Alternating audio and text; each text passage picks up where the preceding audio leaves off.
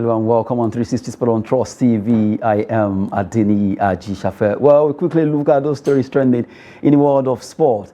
We just have to look at Nigerian team Rivers United for the fact that they've been able to qualify for the quarterfinal despite one match to go. We'll be looking at that particular story there. Well, CAF Confederation Cup, Rivers United qualify for quarterfinals after they played 2-2 draw against the visiting team, where they really fought hard to get those two goals back. I have in the studio Emmanuel Fashemi. Good to have you, Emmanuel. Thanks for having me. For Rivers United, good one for them and good one for Nigeria.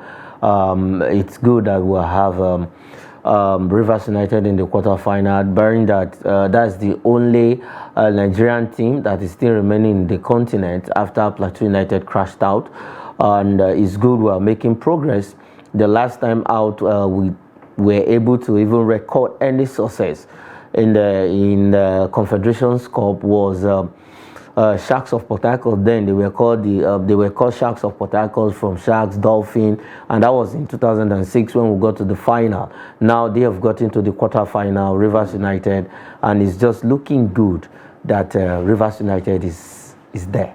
You just have to appreciate the fact that right now the team, Rivers United, are really coasting home. They are topping their group with 10 points, although they have the same point with ASEC Mimosa of Cote d'Ivoire. But right now, the fact that they've been able to do this despite having to play a draw in that game. But I think I see Rivers United being determined concerning this competition, because with just a match to go in their group, they have been able to at least get the business done.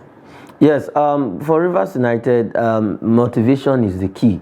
They've been adequately motivated by the governor of the state, and there's some good individuals that are in that state, and you can only get this result you are seeing right now because of the motivation that has been given. Let's not forget that after they won the MPFL title, they were given I think $20,000 each, as in each player, with the backroom staff. So the coaches and everybody smiled home with $20,000. So it's good if that kind of amount of money is being spent on the players. Don't you? I think the players will have to give their best and then do everything they can. And sincerely speaking, in yesterday's game, after they were one goal down through that own goal, I believe Rivers United will bounce back in the second half, and before you know it, they came back in the second half. Though it ended on a 2-2 draw, that was the result they needed. They needed to win or get a draw, and they got the draw. Now they are sitting comfortably on the table. No matter what happens in the other game, they are already, like I mentioned the other day, that they have their one leg in the quarterfinal of this competition, and we have actually seen that in that yesterday's game. So congratulations to Rivers United. They should not be carried away with this success. They should keep doing their best and see how they can get to the final. They shouldn't be carried away there. Let's talk about Rivers United for the fact that they've been able to get the business done despite having just one match to go in that particular group B, the CAF Confederation, the second tier of CAF competitions there. Well, we leave football. Let's quickly run through basketball. The team are coming from Nigeria, Kwara Falcons, representing Nigeria at the BAL African Basketball League taking place in Dakar, Senegal, in the Sahara Conference. Right now, Kwara Falcons crash out of continental competition after losing their fourth game, although they will still be fighting for the classification game. But right now, they lost against the AS Douanes of Senegal, the home team, 68-75 in that particular encounter. Kwara Falcons against REG of Rwanda, they lost. Against Monastir, they also lost. And don't forget the fact that the third game, they also lost that one. The fourth one, it seems for this particular competition, Kwara Falcons are not ready. Yeah, sincerely speaking, Kwara Falcons, I think they are having the same repeat of what Rivers Hoopers did in the last outing for us. And now the best Kwara Falcons have ever gone, they were runners up in their first season in the Nigerian Basketball League, and then in last year they won the league title, and representing us at the BAL. It's not a good outing after losing 3 games, though the classification game will be coming up which is just an inconsequential game, because the classification game is just to show where you end on the table. In fact, they are down the table for their group. And as it stands, even if they win that particular game, they might remain where they are. They might just remain there. But it's a good one for Kwara Falcons.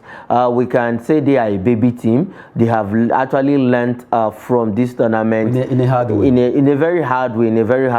After losing 3 games. So good one for them. So far so good. They will come back and then regroup and see how, when our league starts, if they can become champion again to represent Nigeria. Hopefully they will do well in that particular encounter there by the time they face a team from Cote d'Ivoire. Just at least get their name on the classification list there. They lost 4 games so far in the BAL 2023 Sahara Conference. Kwara Falcons representing Nigeria. They just need to up their game by the time they come back to Nigeria. Well, so painful that the team representing us couldn't do the business there. They went, they saw, but they never conquered. It's so painful right now. But we leave basketball as we quickly talk about the UFC. Big one between Leon Edwards and Kamaru Usman, the one they call the Nightmare.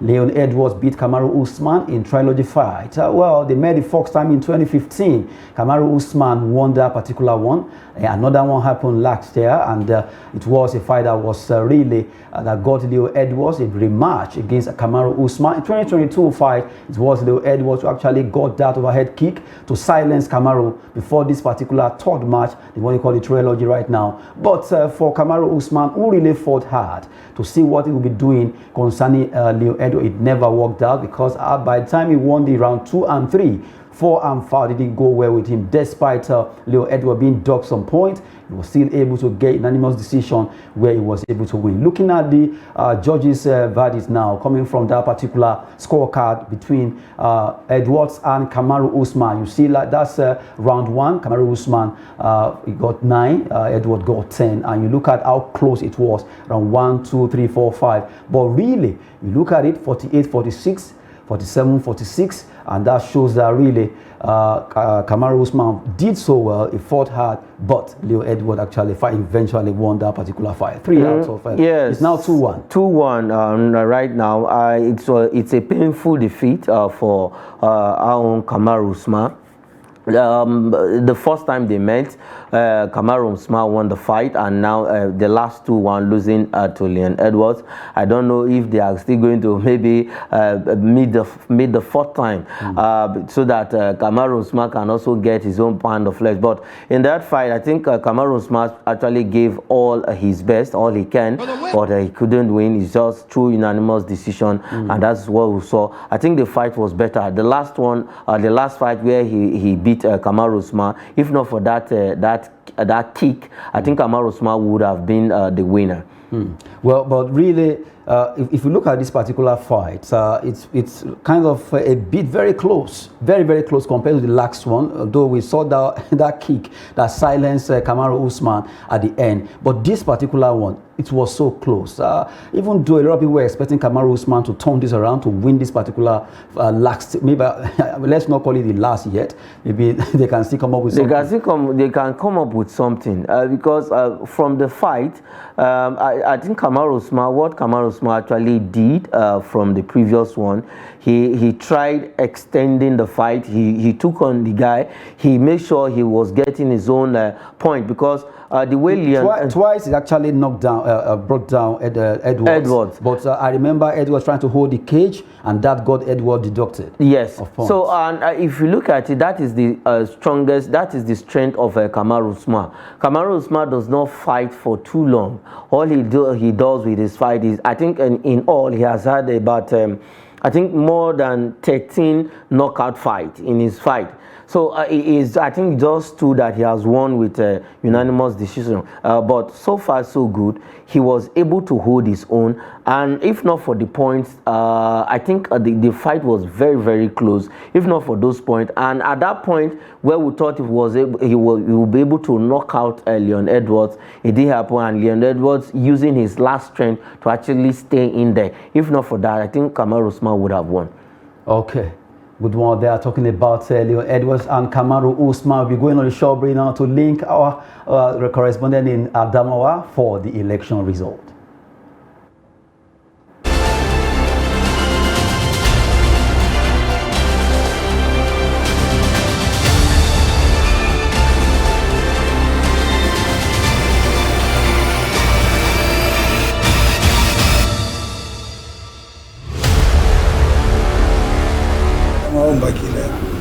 to yanzu gashi ba a sanar da wannan sakamako ba.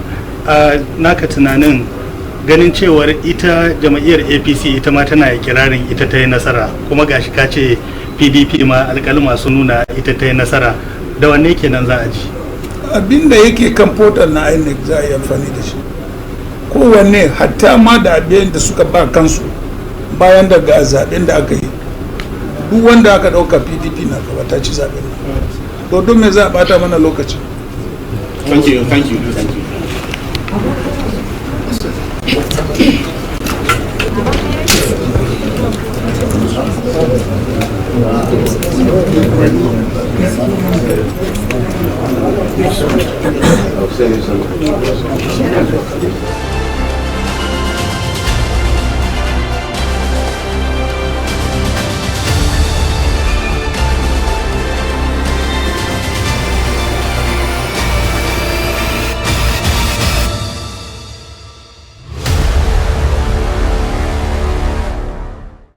That was a short press conference there from Alhaji Atiku Abubakar there. Coming back to the studio to run some sports story. We earlier talking about Leon Edwards defeating Kamaru Usman in that UFC 286 fight that happened over there at the O2 Arena in London. Well, a big one between the two fighters, a tough one there. Ultimate Fight Championship 286. Leon Edwards really showed that to some extent, it seems he has really gotten some style from Kamaru Usman. It seems like right now, after this particular fight, the news came out that he will be fighting Colby Covington. And you know Colby Covington, he has met Kamaru deals with him, but right now, can Covington beat Edwards?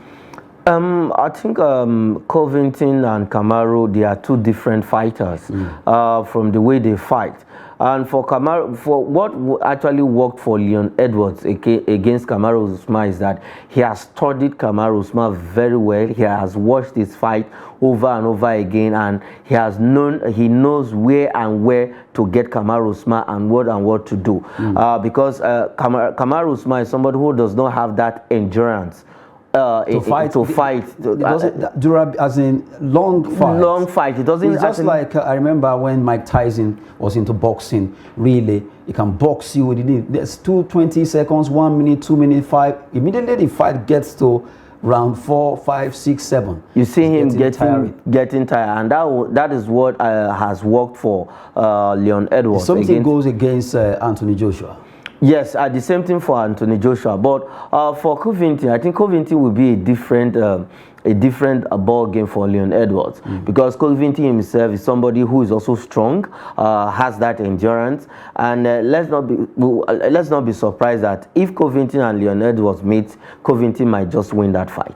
Well, we wait to see. Maybe Covington will be winning that particular fight there. Talking about the big one that happened between him and Kamaru Usman, that's Leon Edwards now, where he actually triumphed over there in England. Now we move away from UFC, Ultimate Fight Championship 286. Let's quickly talk about football. Just the Gunners seems not to be resting on their oars at all. Arsenal cruised to victory over Crystal Palace to go 8 points clear after winning their game in that encounter. Really showed that they really arrived when it comes to playing the EPL. 10 matches to go for them right now. It really seems to be costing home for Arsenal. You look at their performance over Crystal Palace. Would you at least attribute that loss of Crystal Palace to the fact that the man that was relieved of his duty, talking about Patrick Vieira, was he having an effect on Crystal Palace? 4-1. I think Crystal Palace board made a very wrong decision by letting Patrick Vieira leave that team. Even though the man has not gotten anywhere in 12 matches, that's not a yardstick for Crystal Palace to let him go. I feel sorry for them. At the end of the day, they might get relegated, because if you look at the bottom teams, I think they are also finding their way. They want to climb up the ladder. But for the game against Arsenal yesterday, we know that Arsenal wounded Lions coming back from that defeat to Sporting Lisbon in the Europa League. But for Arsenal, I think they are looking very, very good to win the Premier League. 30 points together as it stands. They have 10 games. And then with the closest person, Manchester City having 11 games, they have a game in hand because of the FA Cup duties. But it's a good one. I think in 4 games, Arsenal has been able to score 13 goals in just 4 games. So I think they are comfortable now. They are not in Europe.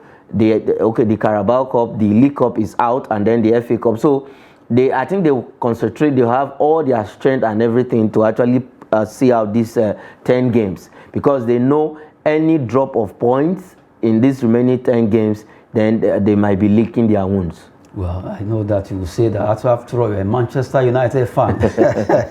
It's expected anyway, but really, they've been coasting home. And let's wait and see what the Gunners will be doing concerning the remaining 10 matches. If they can do this, who knows? Maybe they'll be smiling at the end of the season. Let's quickly look at how the table is standing right now after that particular match was played. Those matches were played over the weekend. Arsenal, they've played their 28th match right now, or matches. They have 69 ahead of, you look at Man City, who are yet to play theirs due to the fact that they participated in the FA Cup. They've qualified for the semi-final alongside Manchester United. You look at Sheffield and also Brighton. But Man City are second on 61, 8 points behind the two. How do you see this? Yes, 8 points is a point that can actually be gotten, and 8 points is a point that you will chase and you will not meet. For Arsenal, they are comfortable. No matter what happens right now, they are very comfortable. It's now left for Manchester City, Manchester United, Tottenham, and then Newcastle to do the catch me if you can. But for Man City, because of the FA Cup duties, if they win their standing game, they might still close up the gap to 5 points, because the remaining 10 matches is a very crucial one for all the teams. Well, it's very crucial for all the teams right now. Liverpool are still standing 6th. You look at Brighton, Brentford, Fulham in that pecking order. Good one for the Gunners. They are still coasting home. 10 matches to go for them. And if they continue this way, they might just smile home at the end of the season. From 11 to 20, when it comes to the EPL, it's really getting very competitive there to see who stays or drops down. Southampton still remaining bottom of the table with 23 points from 28 matches. You have Bournemouth, West Ham, Leicester City, you have Nottingham Forest, where you have a lot of Nigerians, Everton, Leeds United, Wolves, Crystal Palace, still fighting for the battle from 12 to 20. Aston Villa seems to be in a very safe place right now. In fact, all the remaining team can just have to be running after them. Well, we'll move away from England, just giving you an update there. Let's look at La Liga. A big one happened in La Liga between the two giant teams. Barcelona beat Real Madrid El Clasico as Chukwueze scored in Villarreal win. Barcelona really, they seems to be getting that particular key to the heart of the Madristas. For the game yesterday, it's expected. It's expected because Barcelona right now, they really want to close out this league. That is the only hope they have this season to win the silverware. And for Real Madrid, they will be asking themselves what is really going on. In 4 meetings, they've been beaten 3 times and then just 1 win. The first leg in the El Clasico was at Bernabeu, where Madrid actually won 2-1, and then they met in the Kings Cup final in Saudi Arabia. They lost that game. They met in the Spanish Cup. They lost, and then their second leg, they've lost. So it's looking good for Barcelona right now. They've opened about I think 12 points gap right now. Yes. So for Real Madrid, all they just need to do is to stay in that second position and just say they still have the chance to, in the second leg, that is in the Spanish Cup, they still have the chance of the second leg to see if they can actually win that one and then progress. But if they don't, then I think they would just turn their attentions to the Champions League. A good one for Barcelona, not forgetting Samuel Chukwueze being able to get at least goals there for his club Villarreal in the away. Let's look at how the table is standing after those games that were played over the weekend, with El Clasico at least overshadowing almost all the matches. Barcelona are now ahead with 12 points, 68 points ahead of Real Madrid, who actually have been 56 from playing 26 matches. Atletico Madrid are standing third, followed by Sociedad, Betis, Villarreal, the club of Samuel Chukwueze, now standing 6th for the race to get to Europe for next season. Atletico Bilbao, Vallecano, Osasuna, and Celta de Vigo in that pecking order. Looking at 11 to 20, where the race to stay on in the La Liga is still on there. Elche, Almeria, Valencia, Espanyol, and Real Valladolid are right now still wallowing at the bottom of the table. Mallorca, Girona, Getafe, Sevilla, and Cadiz are also trying to see how they can better their lot. And we look at our own main man, Victor Osimhen.